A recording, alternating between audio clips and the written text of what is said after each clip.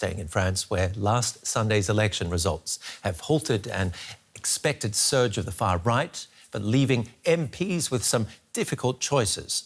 A left-wing alliance managed to put Marine Le Pen's National Rally Party in third place without itself winning a majority. So politicians are now faced with the problem of trying to form a government. Our correspondent Sonia Faunica reports. Dieynaba Diop is a member of the centre-left Socialist Party and has been elected to the French Parliament for the first time. She's part of the left-wing alliance, the New Popular Front, which was hastily put together to beat back the surging far right in recent elections. I'm so happy that we have been able to be focused on the most important for us, is just to preserve our country from this ideology that we have fought so many years ago, and we know how awful it can be, and the values of our republic have been more than the anger and the fear of the other, and I'm very proud of it. But the far right's defeat is the only certainty this election has produced.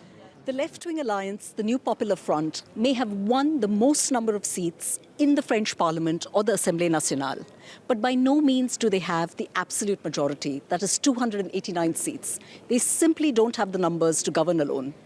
And there are deep divisions among the parties that make up this alliance about the way forward. One big reason for that disunity is this man, Jean-Luc Mélenchon. He heads the biggest party in the alliance, the radical left France Unbowed Party. He's a polarizing figure, reviled by President Macron's centrist camp, who came in second in this election. They warned the New Popular Front's plans for the economy would be disastrous. But the radical left bloc argues voters elected them for their program. If we've succeeded in pushing back the far right in this election, that's because we've stirred hope among voters. If we dash those hopes, a lot of voters will then say, okay, we'll turn to the far right. The centre-left Socialist Party says it's more open to compromise, so it's best placed to run France. We came out on top on the left in European elections just a month ago. We've made the most progress as a group. We've nearly doubled our MPs. We're a party that's already governed France, and we're a party that builds the bridge between the radical left and the centre-left. And bridge building is exactly what will be needed to overcome the deep distrust and divisions. First-time MP Dieynaba Diop says this toxic atmosphere needs to change. I think that we will have to learn from Germany or with the European Parliament, and we have to learn how to get a consensus, a majority about the project.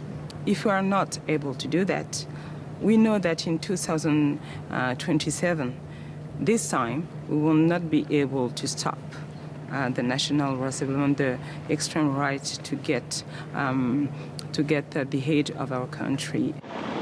MPs will formally begin their work here in Parliament when it holds its first session. Their most pressing task will be to try and cobble together a working, stable government, any which way they can.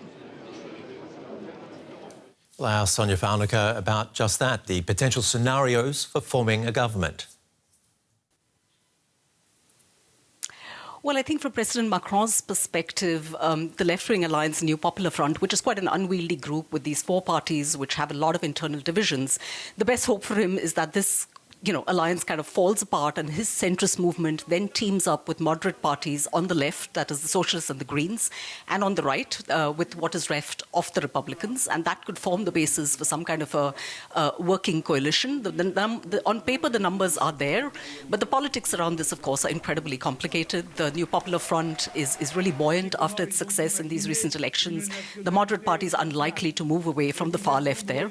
Another option for President Macron could be to appoint some kind of a political technocratic government, though there are concerns about how long something like that could survive. I think we're looking at a period of instability here for sure.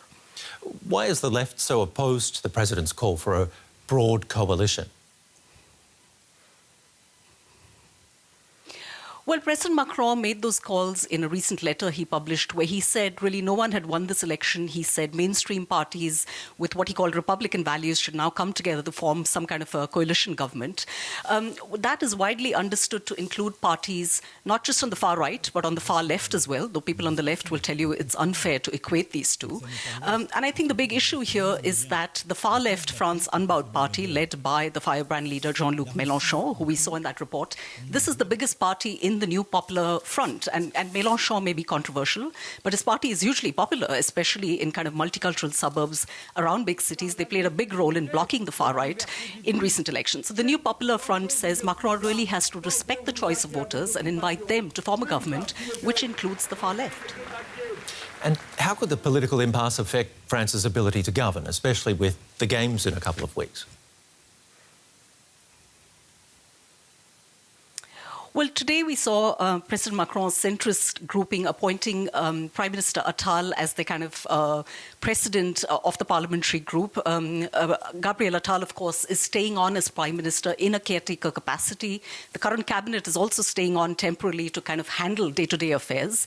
Though we really don't know how long this arrangement will be in place. There is some speculation that the current government might hand in its resignation next week, and then we have no idea what happens. Like you said, the Olympic Games are due to be hosted in Paris just a few days away, a few weeks away.